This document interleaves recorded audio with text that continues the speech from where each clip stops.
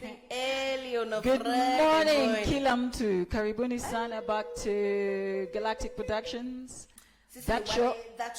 Sisi ni wale wase. Yeah. Karibuni sana. Yep. You're our fan number 001. Kila mtu. What? Imagine, these guys are taking time out of their day, out of their morning to sit here with us. Karibuni. Karibuni sana. Karibuni sana. This is That Show Friday edition. Siku ya Makasirika. I had to take a breath kwanza. Can I just take a moment before we start Kasirikaing to appreciate a few people. Number one, our DJ and producer, DJ Roy. This guy is a very young guy, and he's fresh out of school not so long ago, and we found ourselves in a bit of a bind, and he stepped up. He didn't just step up, but he learned some new tricks, and he's been doing it, you know. So I am so proud of him, and I'd like to just take a moment to appreciate him. And I'd also like to take another moment to appreciate everyone who's been supporting us, because to be fair, without you guys, we'd be nothing. We wouldn't be here. We'd just be a couple of people chatting rubbish. Early in the morning. You know what I mean? So thank you so much to all you guys who keep supporting us, who keep sharing, who keep commenting and bringing us new ideas by, you know, just saying, oh, can we talk about this? Can we talk about the other? So thank you so much. Today, najua ni siku ya Makasiriko, but I am feeling really grateful today. Yeah, I don't know if it's the time of the month. Anyway. Karibuni sana. When these things happen, you know, sometimes like you'd be having a what do you call it? A crazy week. And then when it gets to this day when you have to vent out and go like, where you go home, but you're like, niko tu sawa. Bado nimekasirika. Na mimi sijakasirika. Just because I'm grateful doesn't mean sijakasirika. As labda uwezi kasirika na ile kasi yenye unataka. Ai lakini hapana. I just have to summon my ancestors, bwana. I'm a Jaluo woman. Ukasirika imani. Kasirika is in my blood. Kantankarasti. Kantankarasiti, kantankarasness, lelo is in my blood. Hata ni furahiaje bado tunaweza kuswitch. I can switch it. I can switch it. Come, let me teach you how to switch it. Lakini nakwambia hii kujam ni muhimu saa zingine kwa sababu unajua kuna vitu zina happen hapa nje. Zinatukera. Wewe kwanza unajua umekerwa na madere na Mkokoteni. Mimi sijui alifanya nini. Ebu tu enlighten. Acha tu nianzie tu hapa. Ya barabara. Zai Kenya tu yetu hii moja, tuna Kenya nyingine hapa nje. We keep left. Lakini magaiza hao watoto kangi upande ya left. Jam kuruka unashanga zile za. Unaongea juu ya nani? Wase Mkokoteni. Drivers rule in Kenya is keep left. Lakini hao wase wanakuja wanahog nini inaitwaje, wanakuja wanahog the left side of the road. And the speed limits, of course, the right side is the faster lane. Unaona? So inabidi wewe ulikuwa hapo unataka ku cruise, unataka ku drive pole nini. Inabidi unaingia huko kwa fast lane. Kwa nini mnanipeleka fast lane? Umelost, umehang. Sija lost. Nini na happen kwa kichwa yako? Your facial expressions are confusing. Una complain juu Mkokoteni ni wa slow out uzibia na wako on the slow lane. Am I getting you right? Wako na lane yao. There's a cyclist lane, there's a Mkokoteni lane. And they hog the road. Kenya gani? Hii Kenya moja. Hii Kenya yetu pale hata kupata pedestrian nini? Kupata path tu ndio shida. Hapa Doni. Hapa Doni umeona lane ya Mkokoteni wapi? Okay. Hiyo ni barabara este. Hata Jogoro, ukienda Jogoro unapata hapo hivyo kwa hiyo pevu. Hiyo pevu ni ndogo, hata Mkokoteni itapanda na mguu moja. Imekaa hivi nikaa dogi inataka kukojoa. Mimi sioni hiyo Makasiriko yako keko na basis. Mimi nilikuwa nafikiria hata utaanza kusema madere wacheni kuhutia Mkokoteni. Style up. You're faster than them. These people are moving at 5 miles an hour and a pedestrian can walk faster than them. What is your problem? Overtake them. Do you get me? Your car can move up to 200 miles per hour. Do you understand? If you're driving at 20 kilometers per hour, 10 kilometers per hour, you don't need to be on the road. Rudi driving school. Kama huwezi ku overtake Mkokoteni, rudi driving school. Kusema tu kweli. Kwa sababu style up. Mimi kwanza hawa watu wa kuhutia mkokoteni, unaona kuna jam.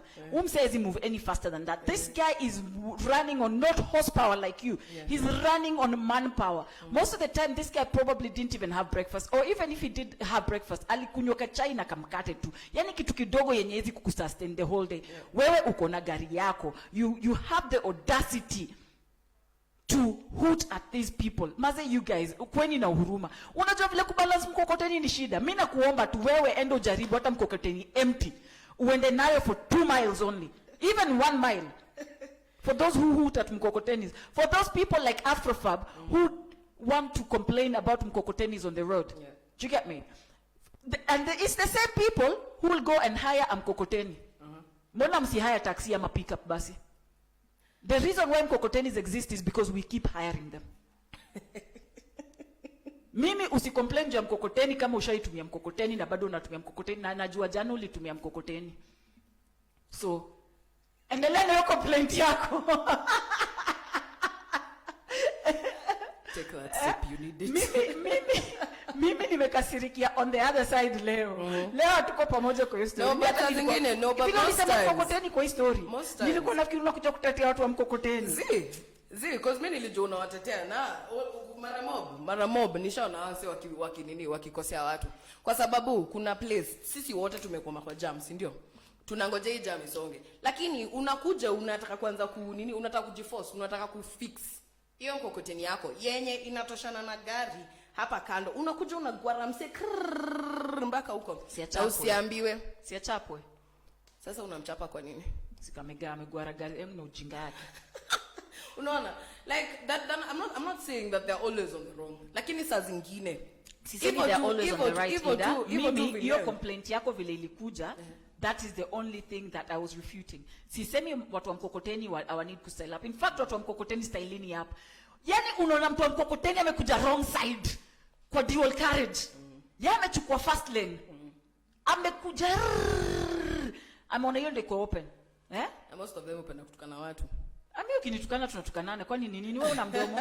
It's all right, nitukane tutatukanana. But mimi kile mimi nasema watu wa mkokoteni wacheni kuchukua hiyo wrong side, because wewe ujue wewe hauna unaona hii gari ikikubonda wewe na mkokoteni yako mnaenda kukutana hivi outside. Hii lori ikikuja na hiyo wrong side ikubonde wewe na mkokoteni yako hivi mnaenda kuzikwa pamoja. In fact utabebwa uwe kwenda niyo mkokoteni wafunike wakuzike.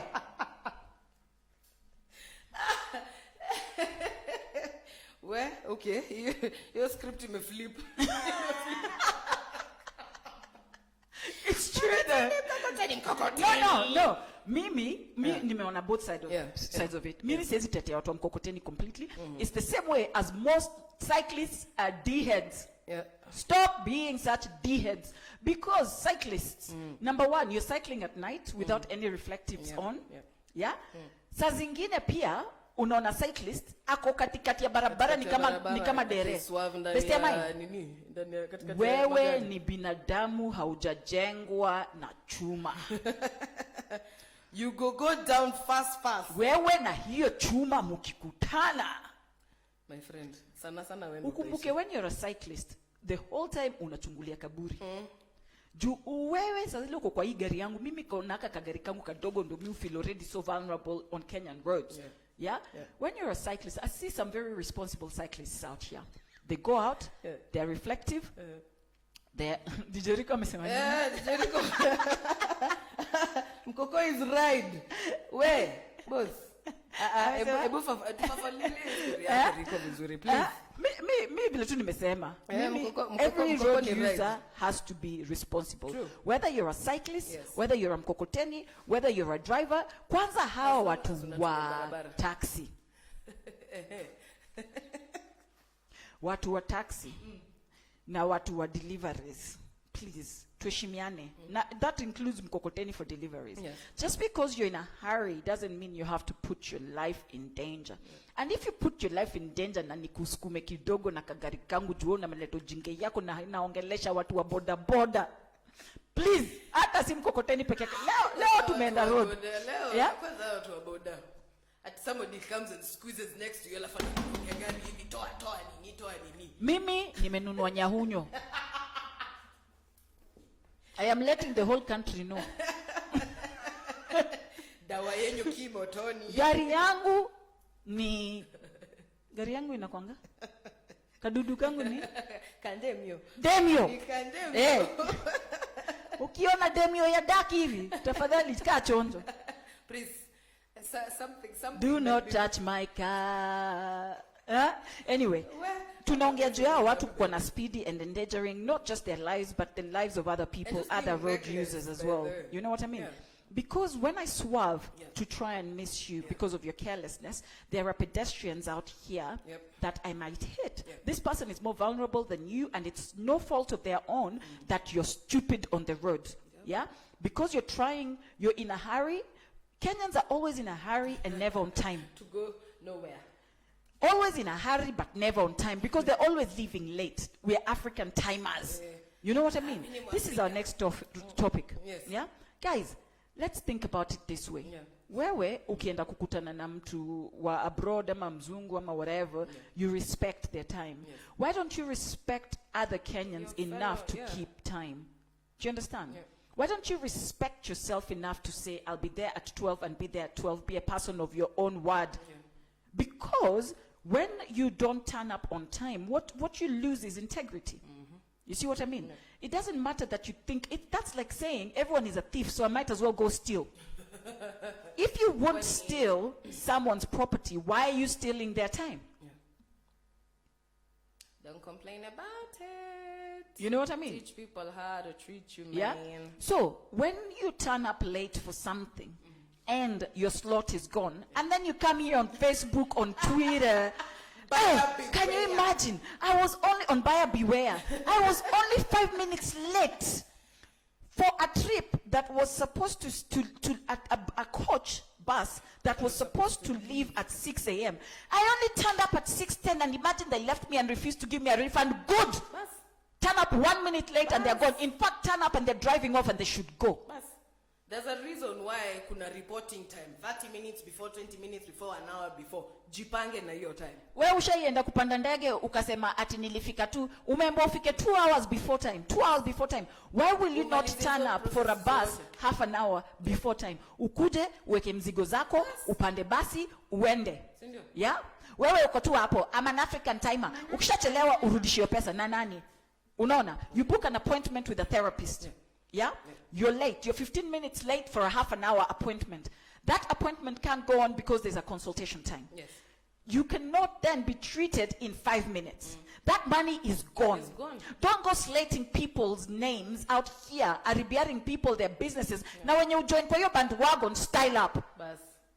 Chama cha kamati chafu, roho chafu. You know, because the thing is, when you've paid for something, you've entered a contract with somebody. I am paying for an hour of your time. Yes? You're 45 minutes late.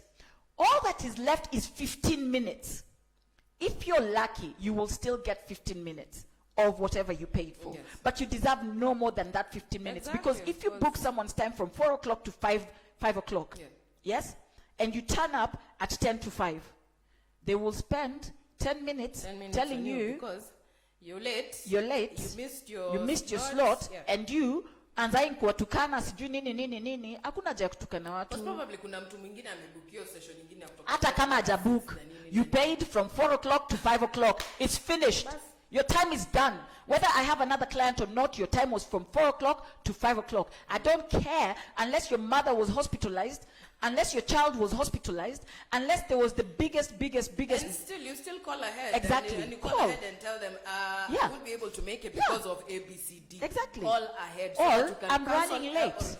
You know. Exactly. If you're running late and someone else was half an hour early, I can say, I'll see this person, but I'll see you an hour later than what I was.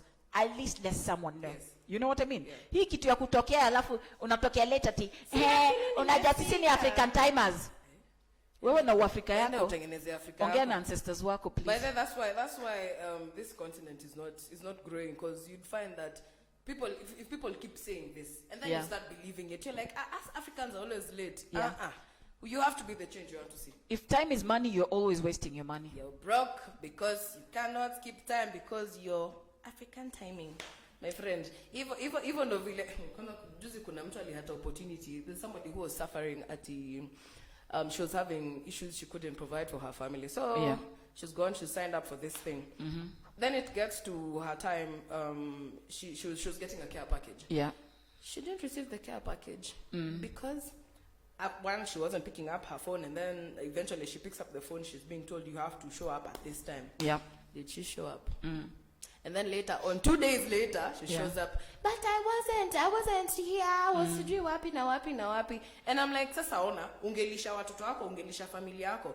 But since you couldn't keep time and you couldn't communicate properly, Yeah. boss, ngojea next lot. Umehata. Bas. You know. So, and it's the same thing. It's this culture of I'll blame everyone else except myself. Yeah. You know what I mean? Someone goes and cheats and they start blaming Shetani. Shetani alikutaka kufungua trao.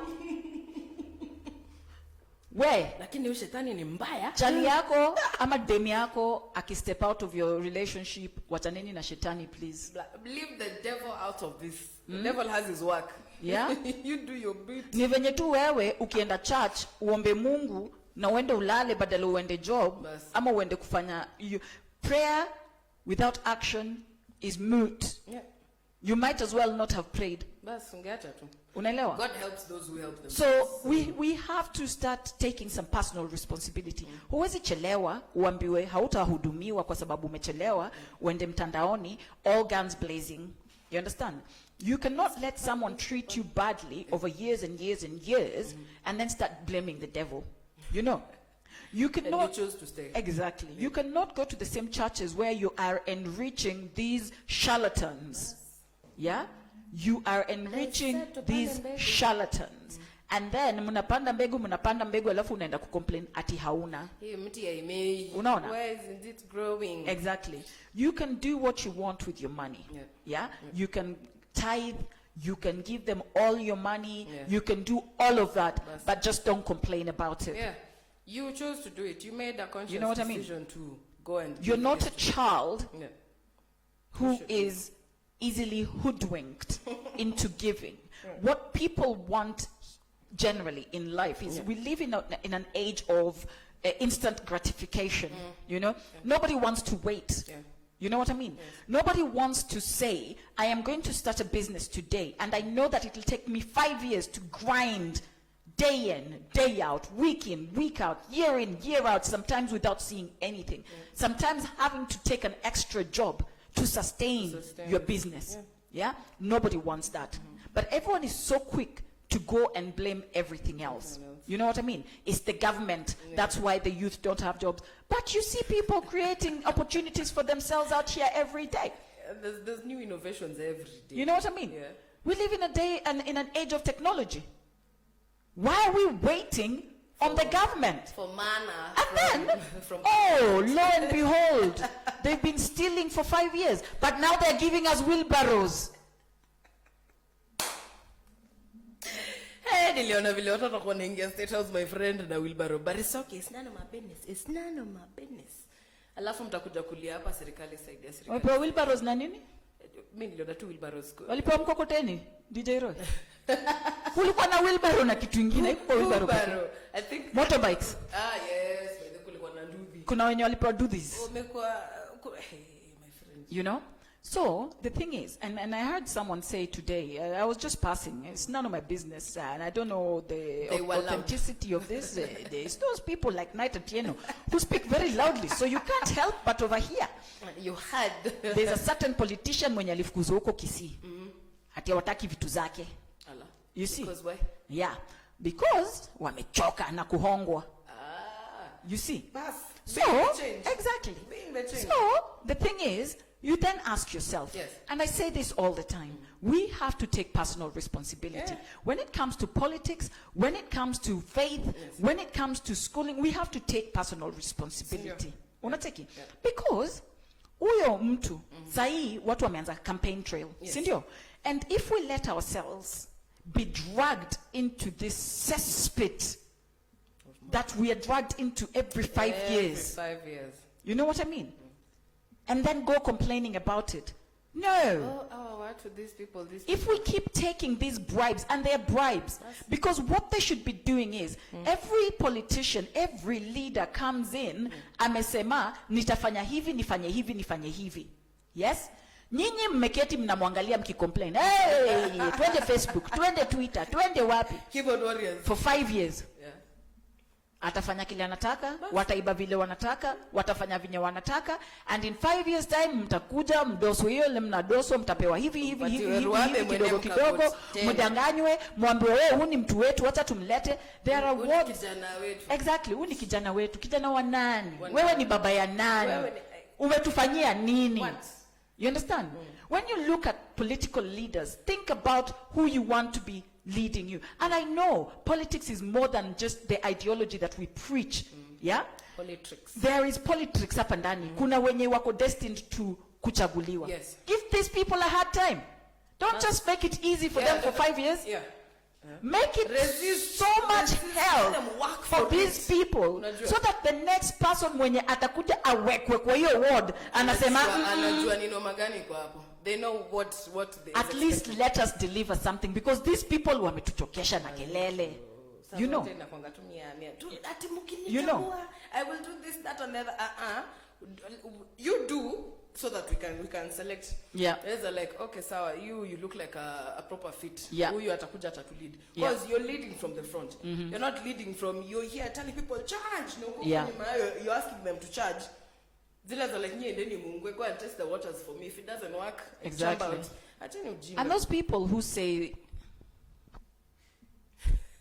things like, hey, you've censored yourself. I've censored myself. Swallow, man. Those people who say things like sit a vote, those people who don't vote, wacha nikwambie kitu. People have died.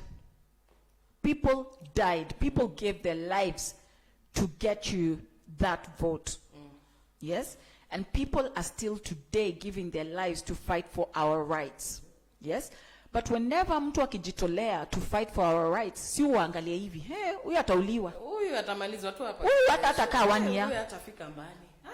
It seems. You know. Na kwa nini wanauliwa? Kwa sababu wamesimama peke yao. Instead of you rallying behind this person and backing exactly. The moment someone starts exactly and the generations to come. That's it. The moment someone starts gaining momentum in Kenyan politics, aka ngojeni muone. Watamaliza tu hapa kama mnaona. Na mnajua watu wanamalizwa instead of standing against these people. You're like, no, this is somebody who's fighting for. But I also see why a lot of people do that, because we live in a society where people feel A, helpless, and B, they think it doesn't matter. You know, if it didn't matter, we'd still be colonized now. If it didn't matter, all the black Americans would still be slaves. They've got it hard, but they're not slaves anymore. You know, we still have modern day slavery. Yeah, but there are people fighting it. There are organizations fighting it. It's not the norm anymore. It's not the norm to run after someone uko kwa village wende umuze pale hivyo for Jesus. That is not the norm anymore. That's not how, and we're not going to pretend that there's no modern day slavery. We're not going to pretend that there's no rife sex trade happening out here. We're not going to pretend that black people, people of color are not being marginalized. We're not going to pretend that women have rights that they should have the way they should have them. But things are changing. Things are changing because people keep bringing their heads above the parapet. Yep. Fight the power. Viva. Mr. DJ. Unajua usilalamike na hakuna kitu unafanya. Ni kweli. Don't complain. Like I'm really feeling happy about these guys for Kisii. Yeah. Kwa sababu wamechoka. Mimi sijui kama ni kweli. I don't know. Na mimi nataka kuamini. Hata kama ni ukweli. Kama ni ukweli. Nataka kuamini ni ukweli. I want to believe it's true, because again I've also heard, I think it also happened in Kirinyaga as well. Yeah. Like these guys come in and give us false promises. We'll bring you the sky. In fact, we'll bring the rain here. It will rain here. What nonsense. Chagueni mtu wa kabila yetu itapanda. Kabila gani hii Kenya imepanda? Zimepanda mpaka wapi? Apart from Skuza Moi, na alijenga watu wao. Bas. You know. Zilipana maka wapi? So that mentality, watu washuke. Wachane na hiyo story. Na ukabila waise, tusidividiwe na hii election. Honestly. Every election bana. Kwani sini wafala aje? Because you can imagine, these guys are here. Kwa nini kwa ground wana divide? Lakini wakienda parliament, it's not... What a parliament? These people belong to all the same boys clubs. They all belong to all the same golf clubs. They belong to all the same brothels. Exactly. Sema hiyo tena. Customers. Unaona? Because like they're busy dividing here. Alafu na wakitoka pale they're high-fiving each other. Oh, sijui nini chekini ya mafala. So sasa sisi nyinyi ndio mafala huko nyuma.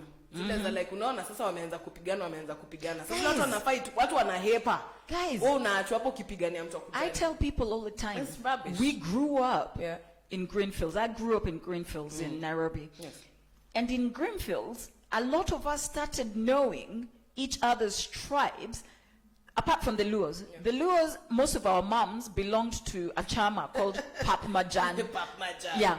But apart from that, most of us didn't even know who was Luo, who wasn't, who was Luya, who wasn't. You know what I mean? Because nobody used to ask you, what's your name?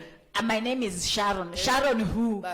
Well, nobody cared if I was Wanjiro, Onyango, Wafla, Nafla, Chege. We never really used to care. We didn't care. Yeah. We all played together. But now that we are adults, Sisi in our 40s and in our 30s, we want to let somebody, we're going to let somebody come tell us how we're going to be enemies.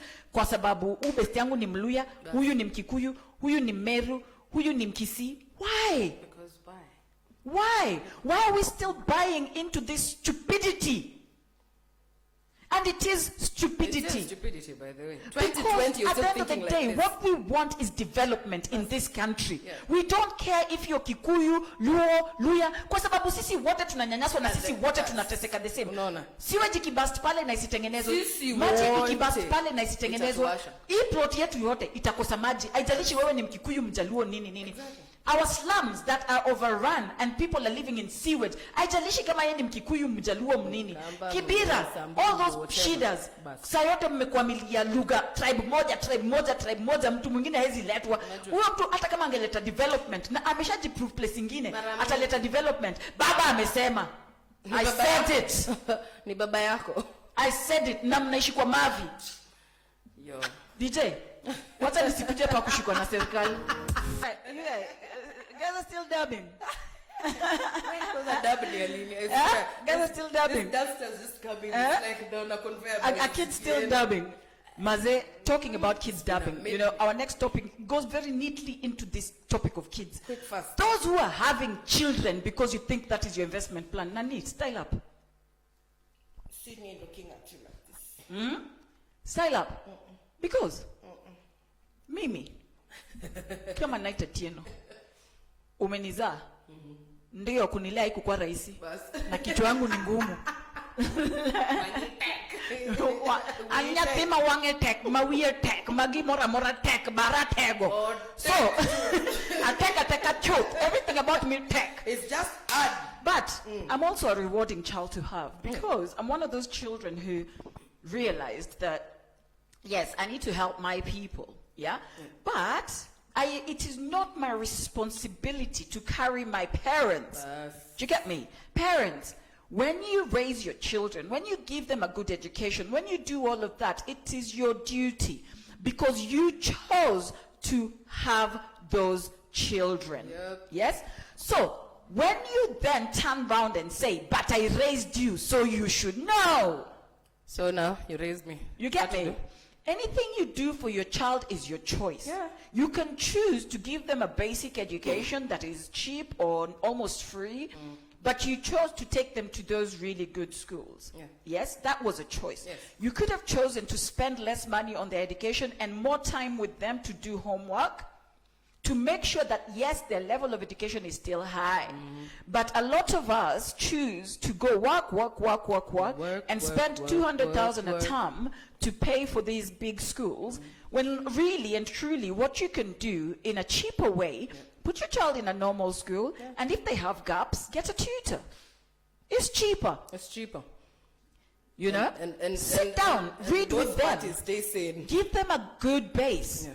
when they're still young. When they're still young, The yes. earlier Don't you wait. start reading with your children, the the better better the base they get, Sure. which means that when they go to school, they will get a good level of education regardless. You It's not as find kids, gruesome as just- uko ushago, uko.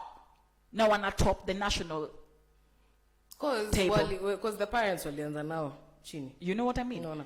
These other ones are being spoon-fed You know what I mean? rubbish. And also, Yep. what we have to remember is Yes. our education system now is not fit for purpose. It's really not. Yeah? Because drill system. exactly. Because now we live in an information age. Yes. An age where you have so much information, so you can make up your mind about things. Yes. You can go right now and Google something and find 50 pages on how to boil an egg. An egg. You know? Yeah. You can go on YouTube and find 50 ways of boiling an egg. Yeah. You know? You can cook eggs in a microwave. You can cook eggs. Yani- You can make a quiche. Guy. You can make boiled eggs. You can make 50 you know, ways. Yeah, 50 ways on how to boil an this egg. is one egg. If you Una jua want tu a kufry na soft kuboil. boiled egg, you get it like this. If you want an egg that peels well, you put a bit of vinegar. If you want an egg, so basically, I've we're even seen living colored eggs. exactly. Yeah. We're living in an information age Yes. where we can choose, but we still have an education system that teaches us how to cram and regurgitate. Kula na kutapika, kula na kutapika, kula na kutapika. Do you understand? 2020. We're not taught how to think for ourselves. Yeah. And we're living in an age where we have jobs that require us to think for ourselves. True. And more jobs are becoming that way, by the way. Do you know there's some courses now that, lack of a better word, have expired. Hazitumiki hapa nje. They don't apply anymore because you're in class, you've sat there 3 years, my friend, you've paid school fees, nini, your child is there in school bila, nini, without missing any day. But no, as soon as they're done, there's no job for them. Because you told them, enda usome upate kazi. And whatever course you chose for them, and most of the time, I can talk to your children. You need to know what your children enjoy doing. You need to know what they enjoy learning at school. You need to know what they're about. Stop picking courses for your children that you know nothing about, that they care nothing about. And then you say, I educated you to the university level. But Did I choose that course? I paid through my nose. Okay, fine, you paid for it. I was and a wearing lot of better kids, clothes. a lot of us Yeah. were doing courses like, okay, I was lucky enough to not be one of those because I paid for my own education post 18. But, so anything that I did, I might have had a bit of influence because of the family that I came from. Yes. I come from a family of accountants, you know, Yeah. or business people. Yes. And I've ended up in business. So, and I always felt like I needed to go in that direction, you see. But because I was always in business, the courses that I did were, like my university degree, was geared towards getting a job. Yeah. I got a good job as a financial analyst. I did it for 3 months. Ukashuka. 3 months. I'm alighting here. I can't can. I thought to myself, no, Is this what I want? this is not my portion. Is this what I want? Wake up, take my child to school at 7 o'clock in the morning, take them to the childminder so that childminder will then take him to school because I can't afford the time to take my child to school. Yeah. Oh. Come back, he's been picked up from school by a childminder so that I go and pick him up from the childminder 6:30. All I do with my child is wash him and put him to bed. I did You're not this spending time with the child. for 3 months Yeah. and my soul died. And I gave up my job and I went and started a cleaning agency. Nilienda kuosha nyumba za watu. Cleaning and childcare. Kuna kazi hapa nje. You know what I mean? Yeah. So I started a cleaning agency with babysitting. Yes. So I would get people to go babysit for other people and sometimes I would have to step in and clean and babysit. Yes. You know what I mean? Yeah. But all I knew was I am done selling my time for money. Senor. I am done walking into someone's office and being told what to do day in, day out, doing very well what the system created in me. Somebody who has been taught to follow orders. I am not that person. Robot. I refused to be that person. Yes. But we still choose to raise our children like the world is like that. It's not. Most careers now are dying. Accounting. If you're pushing your child towards accounting, Umeunguza kidogo. you know, because most people, ask how many business people out here have an accountant. But there's not many. You know, It's why? not many. Because bookkeeping has been made easy. Yeah. Filing your taxes has been made easy. Easier, yeah. You know, Yeah. the people who are employing these people are people who are earning bigger money. So therefore, they need somebody They need someone to to teach do them this. Yeah. where the loopholes are. You That's- don't pay an accountant to do your books. And If imagine all they're going you're to teach you doing, this once, exactly, and the next time you're doing it not for even yourself. that. If all you're doing is paying your accountant to do your books, or you're paying a bookkeeper to write, this is how much you made, this is how much you spent, this is your how much you profit. saved. That's not rocket science. Yeah, let's repeat that. If you're paying somebody Your to bookkeeper. tell you, somebody who is highly qualified as an accountant, Buzz. to tell you, this is how much you made, this is how much you spent, this is how much is your profit. Your profit. If that's all you're paying that person for, fire them today. Please. It's been broken down very simple. How Fire much them. did you spend? How much Yes, did you make? because How you can much- buy a book in your supermarket Buzz. that has those columns that you tally every day, Sindio. that you then enter into an Excel spreadsheet, or even another page that tells you this is how much you made this week, this week, this week. At the end of the month, hata kama unaandika na mkono, unaweza jifanyia hiyo kazi. What you pay an accountant for is finding loopholes for you to pay less tax. Just saying. Whether Just you're saying. personal or not, Yeah. what you're paying that person for is to find loopholes for you. Nakuonyesha tu You don't macho. pay a lawyer to go to court to tell the judge that person swindled me. Bas. No. You pay a lawyer to find you the best judge to go to. Yeah. They know the system. win your case. You Yeah. find a lawyer who knows the system to navigate the system on your behalf. Yes. You can file a case, a civil case against somebody by yourself. Yeah. You don't need a lawyer. So kama What you're a hiring a process. professional Yeah. who is not ongeza in something, fire them. Fire them. Yo mshahara peleka ukule kwa savings basi. Go upgrade your business. Nunulia system. mtoto peremende. Lipe- You know. Lipe mtoto wako But course yenye anyway, anataka kufanya. let's stop forcing our children To do into a courses. system Yeah. that we were raised into that is no longer A, functional, and B, not fit for purpose. You wanted to be a pilot. Don't force your child to be a pilot Yeah. because you couldn't be A pilot. So, You know? What I a- always wanted to be a doctor. My child likes biology, so I'm going to force them to be a doctor. No, Bas. they like biology, but they want to be an architect. Let them. Bas. They want to Because be a builder. Yeah. Let them. Bas. They have a mind of their own. They have their own Yeah. interests. Don't force your interests. I was talking to onto- someone yesterday, Yeah. interestingly, Yeah. and he said to me, you know what, Sharon, my brother was always into electrics. He was always pulling things apart that were broken and mending them at home.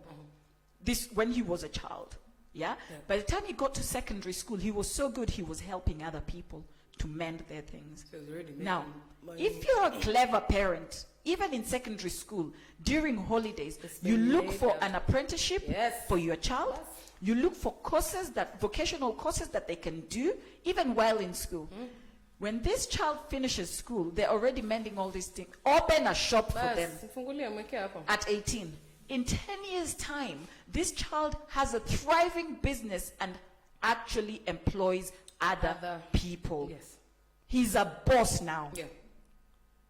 He's- Yeah, he's mastered and if his he craft. wants or she wants, if somebody wants to be a mechanic, nurture it. Yes. Because if you imagine, if you start nurturing this at 16, 17, 18, unafikiri huyo mtoto wako ataisema serikali nisaidie sina kazi. And it also saves you from At wasting 25. money. Bas. Unafikiri huyo mtoto wako atakwambia serikali nisaidie. Atajisimamia, yani by 21 uko hapo umeangalia. Yeah. Huyu ni mtu alisha kita mizizi like ako tu sawa zile za like yo do your thing. I know a lady now, history ya corona. Yes. Vile watu wanasema hakuna pesa. Her daughter started pesa kwa baking mfuko yako. at home. She started taking pictures of the bakes, of the cakes, or whatever she was baking, and putting them on Insta, on Facebook. Yes. People started saying, pia mimi nataka. Sai at least once a week unacheki keki ya birthday, keki ya nini, celebration, keki tu za kawaida za kila siku. You see, this child is still in school. Yani hapo kuna ka school fees kamejilipa. You know what I mean? Amejibaya uniform, exactly. amejibaya viatu. If she requires anything, she knows, I made this money. Exactly. I can foot this bill. Exactly. You know, by the time this child is 18, 19, 20, they have a thriving business. Exactly. You see, we are so busy pushing our children into university. By the way, let me tell you something. If your child starts a business here and it's successful and they learn the ways of a business, they can run a business anywhere in the world. If you give your child a university education in Kenya, at your average university degree, do you know that that child will spend 4 years, 5 years in that university? And yet, most of the time when they go abroad, these university degrees, it's not what the paper it's written on. You might as well take it, do that, and put it in the toilet. 4 years. You've been paying. You've just been throwing your money. So when we are pushing our children to do certain things, let's, number one, always when we do things, let's think why we are doing this. You know what I mean? Umtoi unampeleka uni. Yes, for something that they could have done a vocational course over 2 years and still be working and earning and becoming independent. Now, if that person then decides that they want to carry on with this and they want to go to university, do you see that they can even start affording to pay for themselves without having to take a loan, whether from the government or from wherever? You know what I mean? Niliona Jana. Somebody is paying insurance for education. I don't understand that. Ile marketing inaingia ngapo, my friend, unakuanga confused. No, but I don't know. I don't. But people what is it for? Even the person who was buying it probably doesn't even understand why you buying insurance. Okay, so I'm thinking you pay 50,000 a term. Let's just say between 25 and 50,000. Yeah. Let's say you have disposable income in that case, because obviously if you're earning that much, you have a disposable income. So you're paying 20,000 into an insurance as premiums a month. So let's just say, for argument's sake, that you take this 20,000 or 25,000 and put it in a savings account. Now, this savings account has two things. It's earning you interest and it's building your credit rating with that bank, or that institution. Yes. So now you're not only putting for sure this is my money, because when you pay into an insurance fund, basically what you're doing, and especially into one of those education, I'm not saying don't do it. What I'm saying is, before we do these things, let us think, is there a better way out here of doing this? Is there a better way of investing this money so that in case I lose my job, but my kid still needs to go to school, they still can? You see, let's just say you pay over a year, 20,000 for each child, because this is what this person was doing. They had 2 children, so they were paying 20,000 for each child. 40,000. 40! Every month. Every month.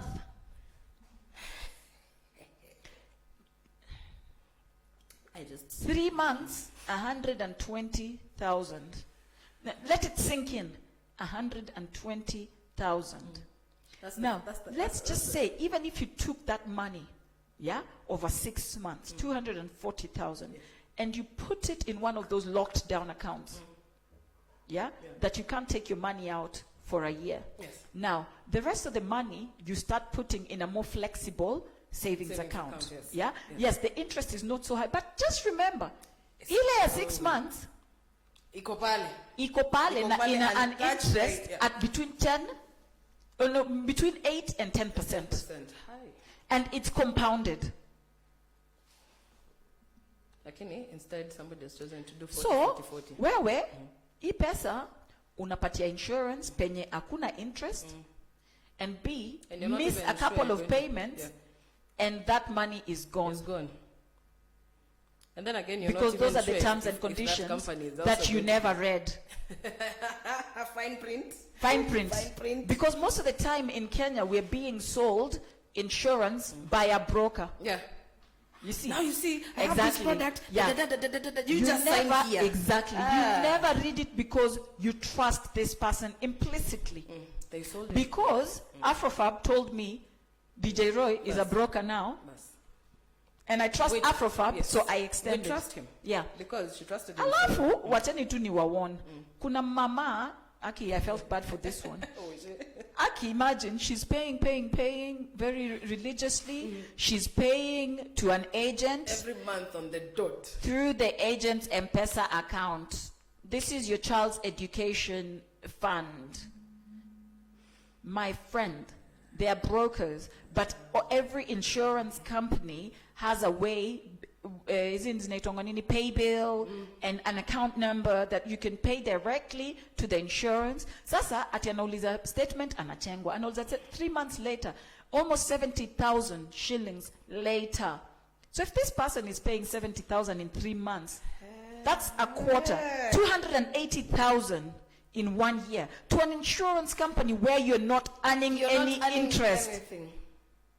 Iko vile tu uliweka, yani vile ungeweka chini ya mattress. Bebe, Ndio vile. Hai. na hata afadhali uiweke chini ya mattress kwa sababu Tunajua at least iko hapo. after your 3 months unajua niko na hii 280 Bas. ambapo chochote Nimelipa kikifanyika school fees, niko na school fees ya 1 year. Bas, naomba wewe pesa iko pale chini ya mattress, nimekuwa mgonjwa saa hii. Pesa You know yako what ya I shule mean? ndio ile pale. You know what I mean? So I think that number one, let's stop forcing our children to do courses that we personally know that in the next 10 years that career will They're going not to be exist. extinct, yes. You know what I mean? Yeah. Let us help our children to grow by nurturing the things that they really enjoy doing. Because when you do something that you really enjoy doing, what happens is you excel. Beautiful. You know what I mean? The fruits are beautiful. Hata kama mtu wako anapenda football. Unajua. Yeah, you know that it's more risky to be a sports person than to be in employment. It's risky because the life of a sports person can be ended like that via injury. Yes? But also, you could walk down the road tomorrow and get hit by a truck. Or Mkokoteni. Or Mkokoteni. Ayo ni madarau. Tukala msiwa mkoko akakwekea wanted. Sindio? Na ulikuwa unaenda job. Yeah. Unajifaa umenyonga tai ni nini I'm Yeah. going to work. So ulikataza mtoto wako acheze football, aenda get job, Bas. akuje bondwe na boda boda. You see what I mean? Waiting. Yeah. So- So yes, it's okay to weigh risks when we are advising our children. Yeah. But let us remember that the world that we grew in is very quickly becoming, that we were raised for, is very quickly becoming dinosaur My friend. type things. Stone Age direction. Yeah. Kule tunaenda. So just do your research. Like talk to your child, pay attention. Yes. To your child. Hiyo remote ikiwa imetoanishwa, usizushe sana. Maybe ametoanisha ile ilikuwa imeharibika akaitengeneza. Again. Underlined bit, it wasn't working, it's now working. Like all those young guys, it might not look pretty, but get it done, man. Get it done. Yes, is you it know? functioning? Yeah. Exactly. And then again, just like the baker. Yeah. Man, unajua zile do zenye amesave. Unajua hapo school fees at least imepungua. I know. Ka percentage. Do you know, when I was in school, Yes. since I was about 12 years old, I never asked my mom for money. For pocket money. Never, ever. You can ask her and she will be my witness. Sindio. Mimi sijapewa pocket money tangu niko 12 years old. Teach your children how to fish early. You know? Ukiona ameanza kukuonesha pia wewe, pepeta hiyo moto, wacha iwake. When I was a kid, my mom used to sell mandazis to our neighbors. Not because she needed to, but she wanted to Probably do she something. enjoyed it, she yeah, enjoyed she really doing it, so enjoyed she was selling like, "You to like my cooking them. mandazis? Do you Exactly. want to buy So some?" alikuwa anatengeneza za chama, watu wa chama wanamwambia, pia mimi nilete. So order. she got to a point where, we used to live in Buruburu, she got to now a I point. see where you got it from. I know. She got to a point where she was getting orders to the point where she was selling mandazis every day. Yeah. So she made a business of it. And I think that's kind of how my mom fell into business. My mom is not a natural business person because hajui kuitisha deni. That is what Night Atieno is there for. You know what I mean? Mimi nilikuwa wanatoka shule na kuja kwa debt collector hapa, si uongo. My mom is a wonderful human being. Yeah. Yani, honestly, salt of the earth, Yes. you know. Yeah.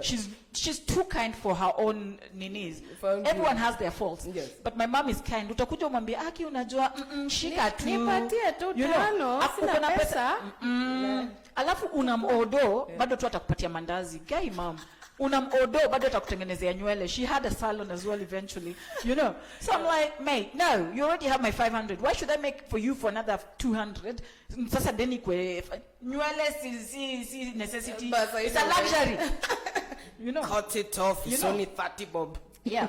So it's like, guys, let's be kind to our children. Yeah. Let's remember that our children are growing up in a very hostile environment. Yes, ours was hostile. But imagine growing up in an age where your parents don't understand. They don't understand you. No, not you. They don't and understand what's happening in the world. Yeah. Like most of us, mi niliona computer hivi live nikiwa 18. Mtoi wangu alizaliwa na mobile phone na tablet. Alipewa ndio hii, mimi nimechukua upgrade, wewe chukua hizo ndio zako. Basi chukua chezea hizo. At 1. My child had an iPad. Na mtoi wangu akuzaliwa 2015, alizaliwa 2005. Ona.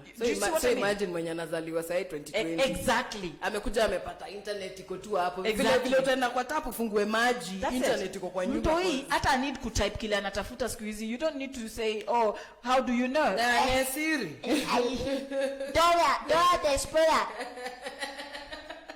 Like, YouTube gives them. They options. don't even need to articulate what they're looking for, and the internet gives it to them. Pap.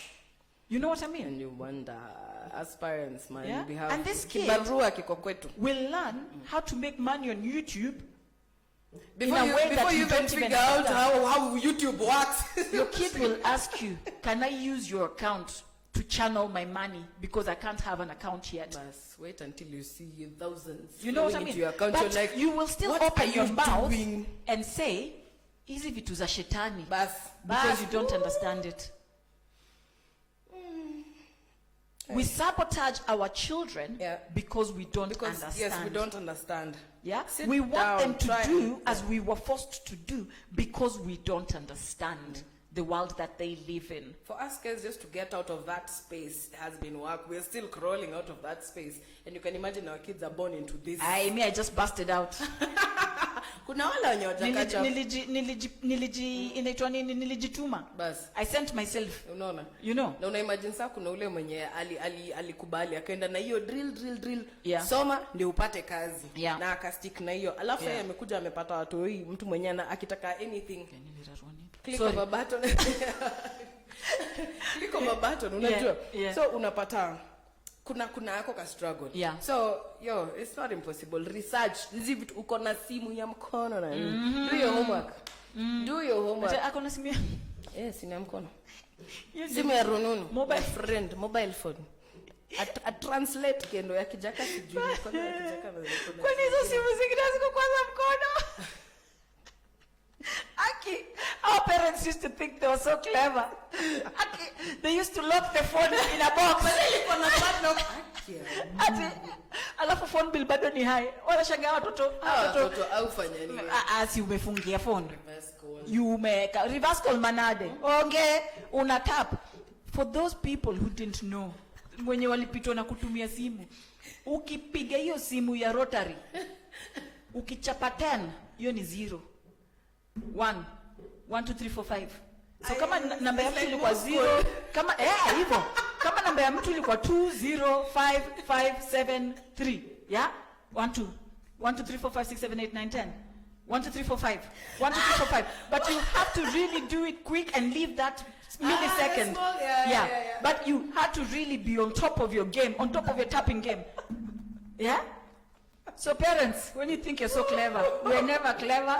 Embrace the change, because only in embracing that change and speaking to our children will they teach us the language that they speak now. Because if you don't embrace it, they will deceive you until the cows come home. And they'll use your account and your Mimi kuna siku bili yetu ilikuja almost sijui pesa ngapi. Nakwambia tulichapwa kwa hiyo nyumba si wote. Tuseme ni nani alifanya hiyo kitu na alifanyaje. We did not disclose.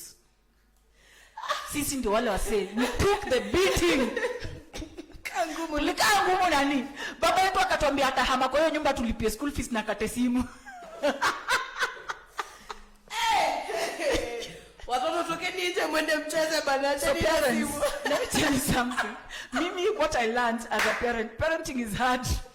Lakini, what I learned is embrace the change. Talk to your child. Like literally just embrace the change. We're living in an era where things are moving too fast for us to keep up with. By the time you're catching up with this one, and I promise you, the ahead. only way to do it is to talk to your child and embrace the change.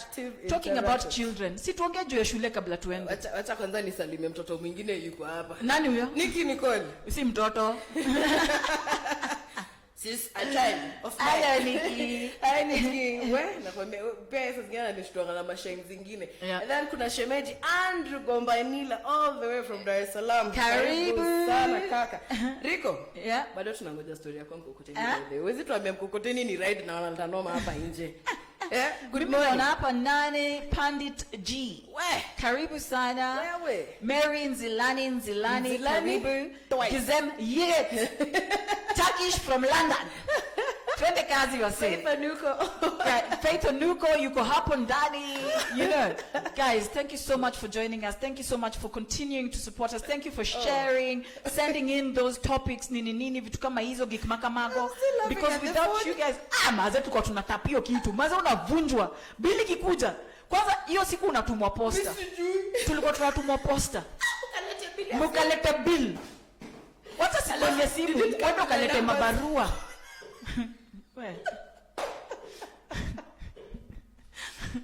Mulikuwa mnachapwa leaks za ukweli. Wacha watu wa siku hizi wachapwa wangu. Ati I will call child services. Ita! Hata siku zetu hakukuwa na child services. Kama anko yako si moyo unakula tu. Unakula leaks clean. Unakula leaks clean. Leaks. Bila watu siku hizi wasema you get licked man. You were smart like people smart those subscribe buttons on YouTube. Like talking of subscribe buttons, you guys, if you're watching this on YouTube, smack that subscribe button like a wet fresh fish. Smack it. Caroline Kenyana anasema I am here.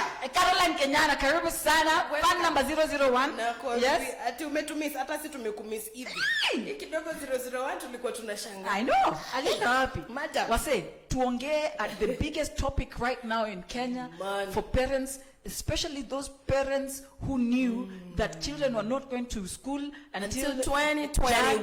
January 2021 wenye walikunywa school fees. Wakapigwa na butua G.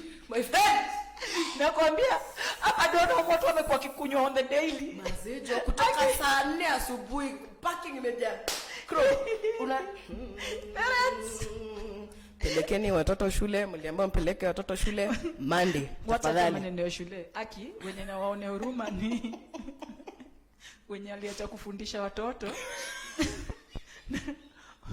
Wakakata kusubscribe to e-learning. Guys, parents, we've been talking about personal responsibility earlier today. Take some personal responsibility. Ulikataa kufanyisha mtoto e-learning. Yes?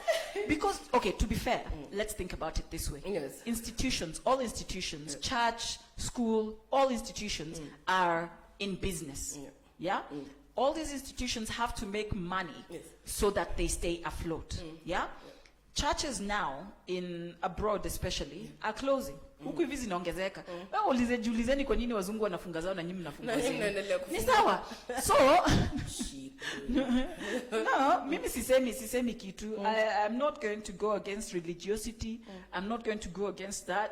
I don't subscribe to being part of an organization that collects money every month and has people with children who can't go to school, collects money every month, and has congregants or members of the congregation who sleep hungry. Na wanakuja wanaambia pastor, niko na njaa, sijakula 3 days, watoto hawajakula, na the same person anaingia kwa pajero yake, ana drive off, anakuambia Mungu atakuletea. Mungu akubariki, continue. Lakini in the meantime, wewe endelea kuleta. Bas. Tuma inaitwangaje? Panda mbegu.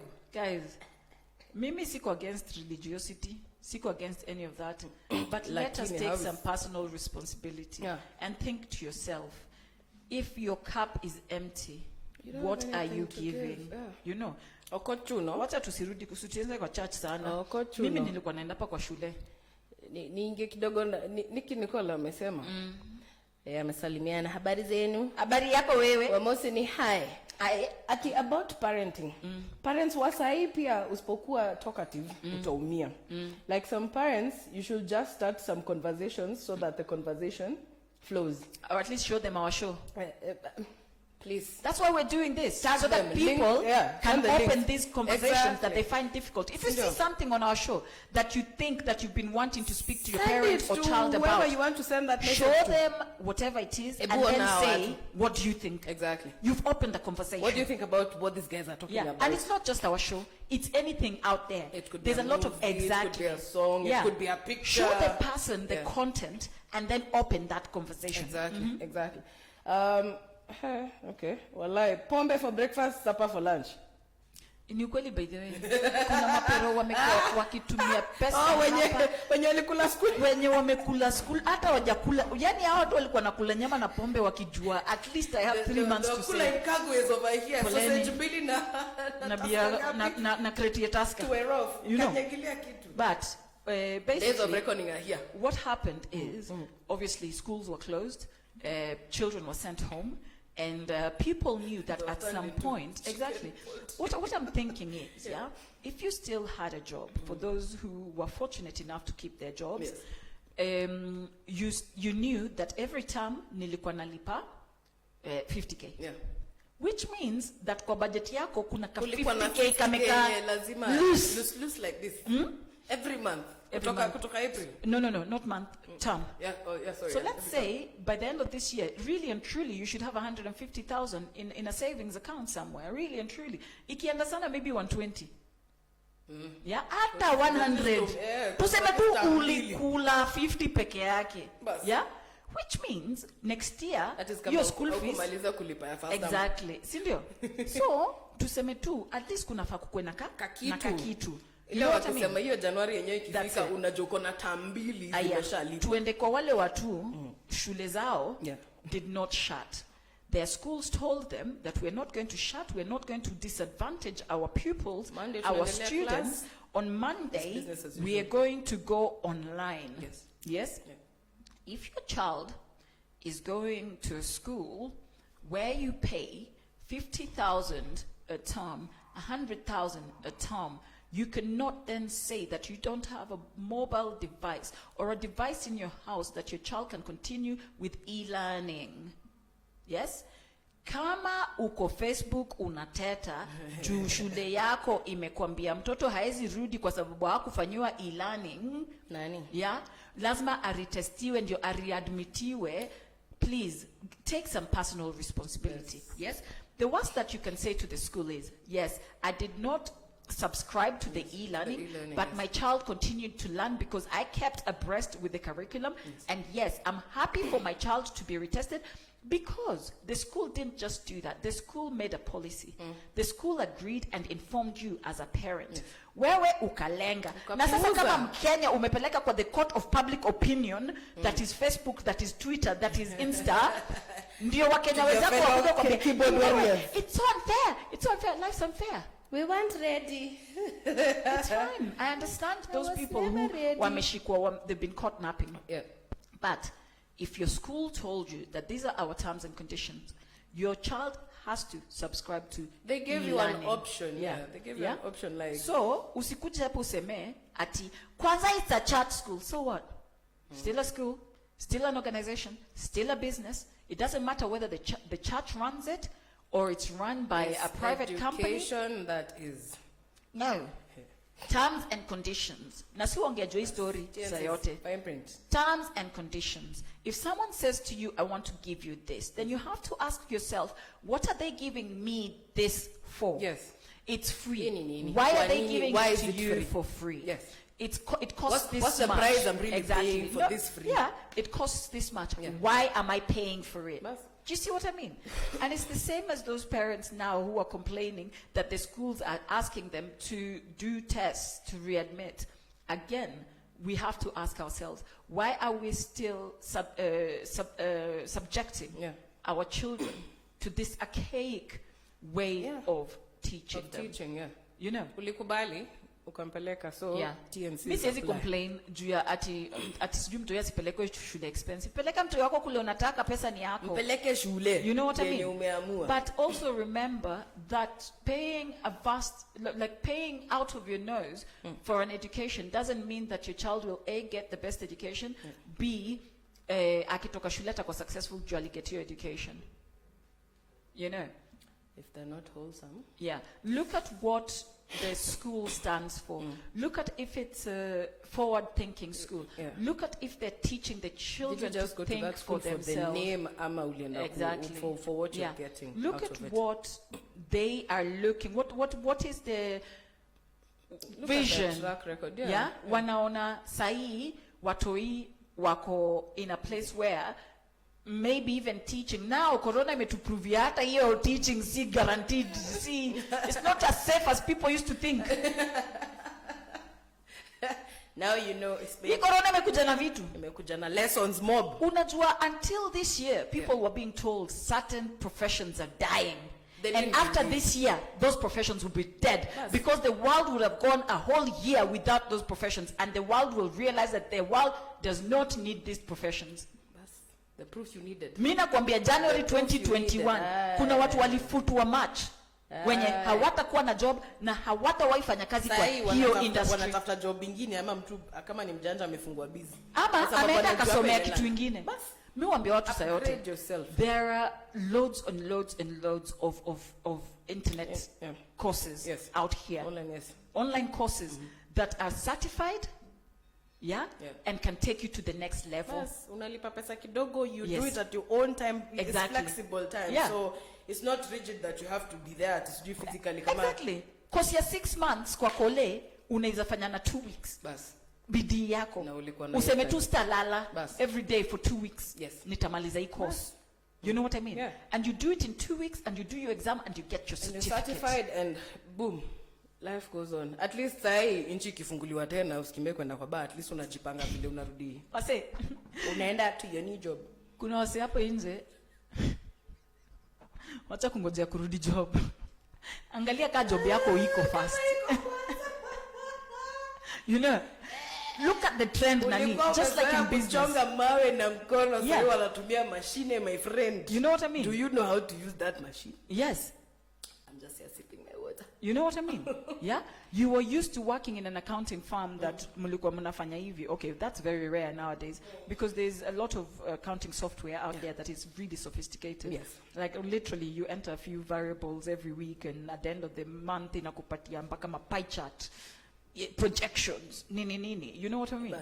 So, guys, kama ulifanya mtoto asifanye e-learning, and you've been caught with your pants down, send a Facebook kulia. Jaribu salvage ile imebaki. Not all is lost. Many people out here are walking with their dingly danglies on fire. Imekuja hapa kwa phone. Zina hang tu hivi kwa a bed of nails. But kuna watu wanakula ngumu hapa nje. You know, lakini sasa the same people wenye wanakula ngumu ndo wamerudi kwa baju, basi hizi imefunguliwa mpaka 10 ama ni 11, si ndio? Actually ni it's 11. Unafaa kwa home 11. Unafaa kwa home 11. Kama unaishi kando ya bar pia tu una 10:59. Bas. I'm not encouraging you. I was home. I'm just saying. Nilikuwa within. You know. But anyway, guys, thank you so much for joining us today. Nini? Watu wanaona stars hapa nje. Yeah, this week has been interesting. Let us have personal responsibility. Tuwachange historia tunajiangusha, alafu tunasema serikali serikali yako kusukuma. Si tunajua serikali yetu, gava yetu ni ya watu wafala. Bas, unajua haiwork na bado unategemea. We are governed by people who make decisions in a bar. Just like the rest of the Kenyans, most of them. Past curfew hours sana. Wacha nikwambie kitu. Our leadership is a symptom of our society. Bas.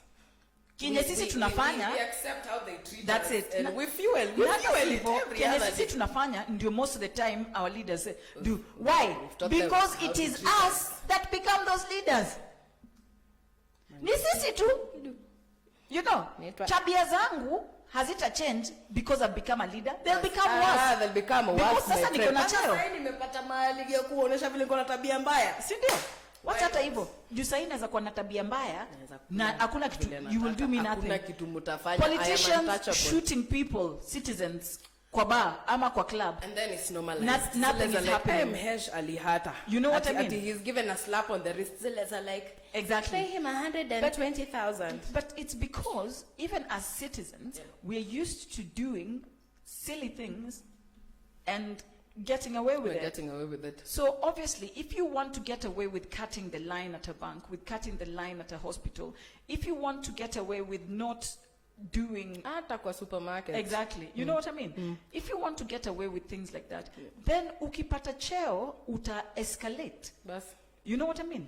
If we ourselves are not willing to live decently and do the decent thing upper kwa ground, we have no right complaining about wenye wanaiba huko juu. How you do one Sisi thing? wenyewe kama tunaibia watu hapa chini kama wanabiashara. Tusi complain juu ya our politicians. You know? Because you're doing the same thing down here. Exactly. Sisi So wenyewe, if we can't compel the headmaster or the headmistress of our schools to do better for our children, we have no foot to stand on when it comes to the business, to the government, because it's by compelling the people on the ground to do differently that the up there changes. Do you understand? If everybody expected their children to have a good education, in that their money can afford, because now in Kenya, let's be honest, kila mtu analipa, whether you're in a private school, you're in a public school, kila mtu analipa. You know what I mean? Iyo nini ndo ina matter, iyo range. But if I am going to pay anyway, regardless of whether you pay out of your pocket or not, even in a public school where you don't pay much, it's your taxes that pay for that school. Yes. Which means that those teachers have to be on top of their game. Bas. Wasn't it all the time? Unafanya kazi, when they feel exactly. like or not. No. Yeah. It's you're a public servant if you're working in a public office. Bas. And as a public servant, your duty is to serve the public. Bas. And you have chosen to do that job, and however much it sucks, you chose it. You chose it. Smile. Smile and deliver, and smile and deliver. When ulichagua, no one twisted your arm to get you there. Yeah. You made that decision as a grown-up, so please, endelea.